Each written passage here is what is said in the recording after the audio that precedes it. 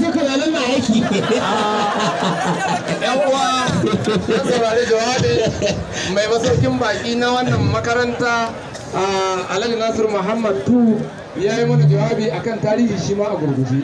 Laisa bi insanin wala aqilin man la tariha fi sadri wa man dara ahbara man qad mada adafa a'maran ila umrihi. Don haka wannan principal yana dauke da rayukan al'umma da yawa gami da nashi. Ba wai shi kadai bane, taro ne shi da yawa. Jawabi na gaba shine chairman na local government, daga shi sai mai martaba uban kowa a wannan. Don haka honorable Ibrahim Zia, Alhaji Ibrahim Zia sai wanda kai za ka jawance a matsayin chairman, kai ma muna ce ma a takaice. honorable. Na gaba dai abba ake mai a takaice, amma dai muna hada ma a dan takaita. A'udhu billahi shaitanir rajim. Bismillahir rahmanir rahim.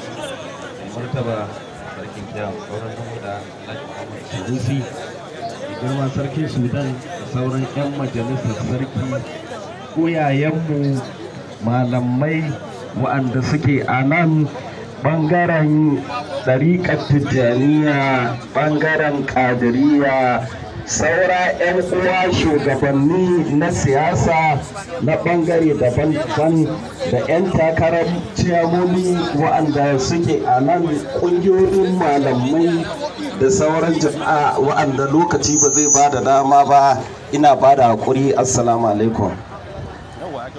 A madadin mai girma ciyaman na karamar hukumar kauran namo da yage ya dan wata tafiya da safiyan nan game da haka tsaro, yana mika murnar sa akan wannan taro na shekara-shekara na Islam. Na ji daɗi, ina farin ciki da cewa mai martaba kowa ya tashi yana bayani akan ka, akan manufofinka, akan tabi'unka. To muna godiya, Allah shi baka ikon dorewa da wannan. Mai girma mai martaba, a madadin karamar hukumar kauran namo da local government muna son ka yi kira ga wannan zama, kasancewa duk masu ilimi ne suka taru a nan, wa'anda koyo shi manufarsu Allah manufarsu.